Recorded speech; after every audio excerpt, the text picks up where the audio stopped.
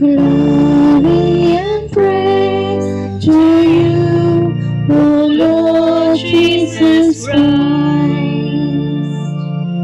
From the shining cloud, the Father's voice is heard. This is my beloved Son, hear him. Glory and praise to you, O Lord Jesus Christ. The Lord be with you. And with your spirit. A reading from the Holy Gospel according to Saint Matthew. Glory be to you, O Lord. Jesus took Peter, James, and John, his brother, and led them up a high mountain by themselves. And he was transfigured before them. His face shone like the sun, and his clothes became white as light. And behold, Moses and Elijah appeared to them, conversing with him. Then Peter said to Jesus in reply, Lord, it is good that we are here. If you wish, I will make 3 tents here, one for you, one for Moses, and one for Elijah.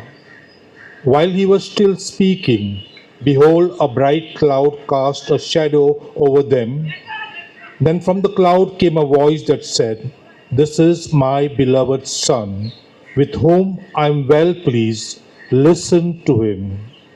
When the disciples heard this, they fell prostrate and were very much afraid. But Jesus came and touched them, saying, Rise and do not be afraid. And when the disciples raised their eyes, they saw no one else but Jesus alone. As they were coming down from the mountain, Jesus charged them, Do not tell the vision to anyone until the Son of Man has been raised from the dead. The Gospel of the Lord. Praise be to Lord Jesus Christ.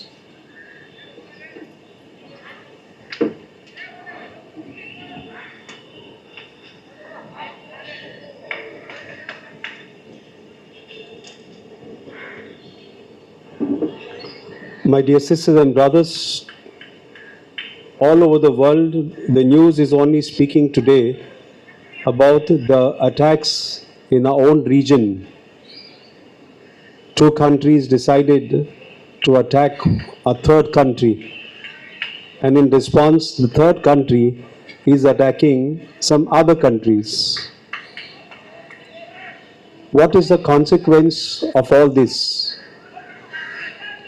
The consequence is nothing but human life is lost, property is damaged, the world is never at peace, the economy changes, the world is worried. People who have family members living in these regions are worried. Airports are shut down, airspaces are shut down. It only creates a lot of turmoil. And one can ask, is war necessary? Do we need to attack one another? Some would say, yes, we have to protect ourselves. We are worried, what if they attack us first? And all sorts of justification. But in all of this, my dear sisters and brothers, the only ones to lose are human beings. Human beings are the biggest losers in any such form of wars, of violence. That means to say, not just human beings' lives is lost, as I said, even economies are upset. The earth is pillaged, it's all broken down. And in some ways we can say it's being disfigured. What the humans themselves created, built structures, today they themselves are destroying it. Today's gospel, my dear sisters and brothers, is also some sort of a reminder that, as Jesus says in the last line of the gospel of today, that he will one day be crucified and he will rise again. God had created the human being, and the human being took the life of another human being. It was not necessary. As I said, there is no need to hurt, there is no need to harm, there is no need for violence. But man chooses to create violence, to commit violence. And in doing so, he disfigures the creation of God. Man disfigured the person of Jesus on the cross. Prophet Isaiah in the Old Testament already will speak about it, that he was not like a worm on the cross. So disfigured was he. Now this is something that the apostles would find difficult to accept. How can a man like Jesus, whom they had come to believe as their master, their teacher, how can he be dying on the cross in such a cruel manner, disfigured on the cross? In order to help the apostles to overcome this problem, today's reading is a preparation for them. And what is that preparation but a very beautiful experience that the three disciples, the apostles of Jesus, have on a mountain called Tabor. On Tabor mountain, Jesus takes the very close friends, Peter, James and John, and gives them an insight, an experience of something that they would have to remember. If you see in the gospel of today, the apostles, after having had that experience, want to go back and tell Jesus, we should go back and tell everyone. And Jesus says, no, you will not speak about it till I have risen from the dead. That means to say, my full person you will be able to understand and share with others, not even in my death, but after my death. And I'd like to share with you from the scriptures, my dear sisters and brothers, how these experiences are so very important for the disciples, the apostles, and for you and me today. The experience is how in the Old Testament with three people, very important figures in the Old Testament, that they have certain experiences of life and how the experience can help them to become better or worse. The first person is Jacob. I'm sure all of you have read the life story of Jacob. He was the son of Isaac and Rebekah. Jacob does something mischievous. Jacob cheats, what they would call in today's language a cheater. He cheats his brother from his whole inheritance. He cheats his father. And after realizing something bad that he has done, he experiences his wrongness, he runs away. He runs away into the wilderness, and it is in that wilderness that he experiences one person who seems to be like an angel or maybe God, who comes to wrestle with him, fight with him. And Jacob is there fighting with this angel or God experience of him. And Jacob is not ready to let go of this person or this angel. That means to say, Jacob comes to realize in that incident about his mistake, how he had cheated, he had wronged. Jacob goes on to become the father of the 12 tribes. The 12 tribes of Israel till today. Jesus comes from one of these tribes. And so you see, my dear friends, that how Jacob, being a bad person, he cheats only because he wants more. He disfigures the whole relationship. But then he realizes he's wrong. He changes. And then he becomes somebody very important in the nation called Israel. We'll take another person called Moses. Moses, we knew, grew up in luxury in the palace of the Pharaoh. And there he murders, he kills someone. And that was not acceptable. Killing was not acceptable. But Moses murders, he kills someone. Because he was doing wrong to this man, this person from the Egyptians. Moses kills him. He's upset, he's angry. Moses realizes he has wronged, that he could be punished. And once again Moses goes into the desert. He meets some family, and there Moses has an experience of God. So the experience of wrongness, the experience of meeting God. And there in the burning bush, Moses begins to have his own change, his own transformation, beginning to become a better person. God makes Moses to become the greatest of the prophets of the Old Testament. Somebody who has murdered, somebody who has done something terrible.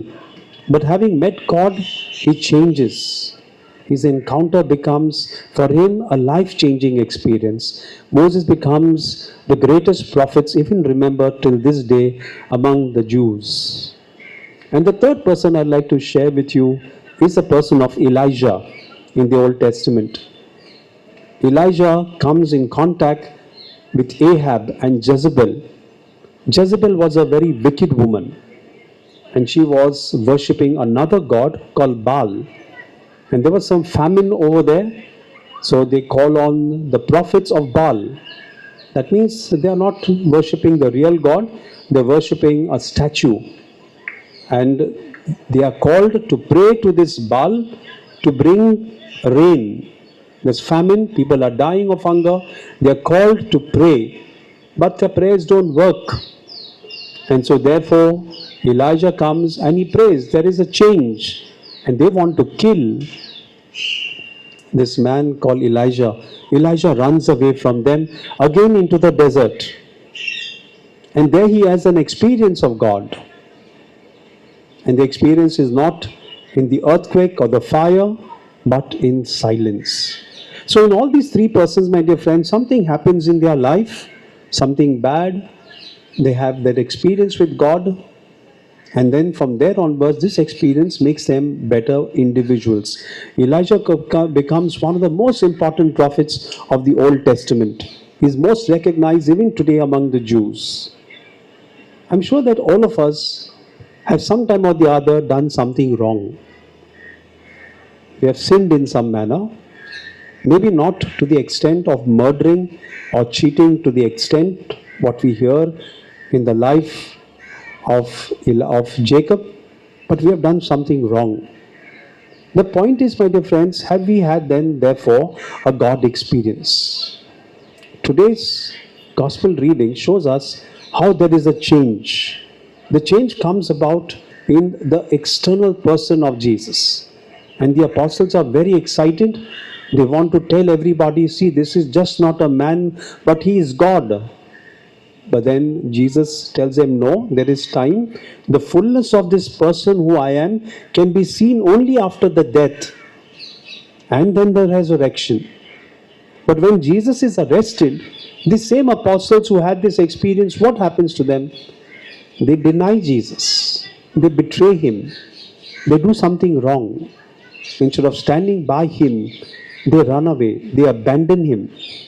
They are frightened. Just like the three whom I gave you examples, these apostles, except John stands by the cross, the 11 of them, one kills himself, the 10 of them run away, including Peter. They are gone. And therefore, their life-changing experience comes only with the resurrection of Jesus.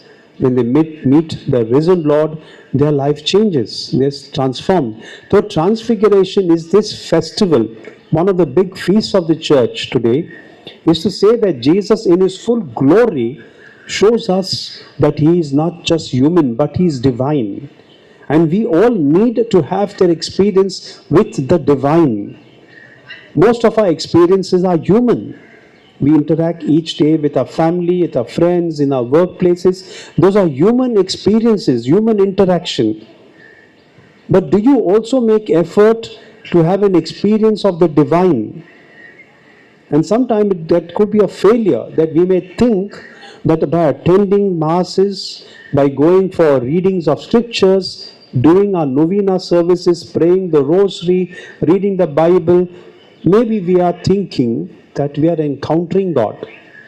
And probably we are. But how do I know, have I actually met God? Otherwise it's like 8 o'clock time for rosary, and maybe on a Wednesday I have to say prayers and novena to Our Lady of Perpetual Succor. 3 o'clock is the time for Divine Mercy. We have our routines. It's good. But the important point is, as I said, do I encounter God? Do I meet the divine?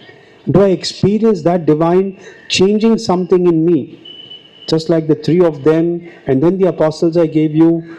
Do you find yourself having that experience of change? Otherwise, it's just about a routine, going for mass, saying my prayers, reading the Bible. It can just become habitual, routine. The important point, just like the three apostles who were at Mount Tabor, they have an experience. They see God. They see something changing within them. And therefore, my dear sisters and brothers, in all our encounters of prayer, our encounters with the divine should change us. We don't have to be sitting only in prayer. Prayer is the greatest, the best medium to find God. But we can go to the sacraments. Sacrament of baptism helps us to change. Change from what? Not being children of God to being children of God. Going to the sacrament of penance, from being people who have sinned to have been cleansed. It's a change. Just like any other sacrament, confirmation, marriage, priesthood, all these sacraments help us only to change and become different. That means to say, it's an encounter with the divine. But this experience should help us to only grow more and more deeper into that encounter with God. As we celebrate the second Sunday in the season of Lent, it becomes imperative, as I said at the beginning of Mass, to ask ourselves what has happened to me since the last 10 or 11 days that Lent has begun. How have I seen myself grow? Have I seen myself change? Or do I feel only I will wait for the day of confession, then go and change, and then go for the Holy Week services? A change and an experience has to be constant. We don't have to wait for a particular day or particular event to change, to have that experience. It has to be ongoing. It has to be every day. Thodi utra konkani bashin munthau. आयज शुभ वर्तमानांत जेजूच्या रूपांतराचे आमकां शिकवप मेळटा. रूपांतरपण म्हणजे कितें? जेजू जावन आसलो देवाचो पूत, पूण मनशाच्या रुपान तो ह्या संवसारांत आयलो. मनशाच्या रुपान ताका मनशाक दिसताले वो कोण एक दुसरो मनीस, पूण ताका दाखोवंक जाय आसल्यार फकत हांव मनीसच न्हय, पूण हांव जावन आसा देवाचो पूत. आनी ह्या देवाच्या पुताक ह्या तीन अपोस्तलांक एक एनकाउंटर जाय आसलो, एक्सपिरियन्स जाय आसलो, म्हणून जेजू ताका एक आपले दुसरेंच रूप दाखयता आनी तो तांकां शिकवण दिता की दुसऱ्यांक वचोंक सांगची गरज ना. म्हाका मरोनी पुनर्पण जिवंत जावनी मागीर तुमी परगटणी करात. हेच शीश जे जेजूक पळयतात फकत मनीस न्हय पूण देव ते विसरतात. कित्याक ते चुकतात, तांकां भिरांतपणान ती जियेतात. जेजूक जेन्ना धरतात गेथसेमनीच्या गार्डनांत, हे ताका सोडून वेतात आनी मागीर विसरतात की हो जावन आसलो देवाचो पूत. भिरांतीन ते ताका आपणायनात.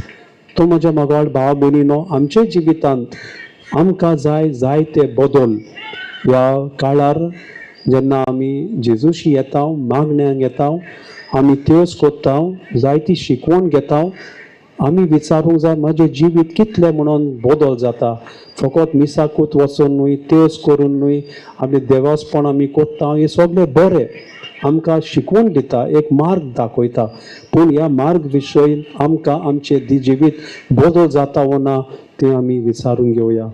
Let us spend a moment in silence asking the Lord to give us that experience in this Eucharist by His Word and by the sacrament which we will receive, to have a true experience of His presence in our lives, that we will change from all that is wrong, all is negative, all that is not of God's kingdom, and surrender all our challenges to change, to become better into the hands of the Lord in this Eucharist.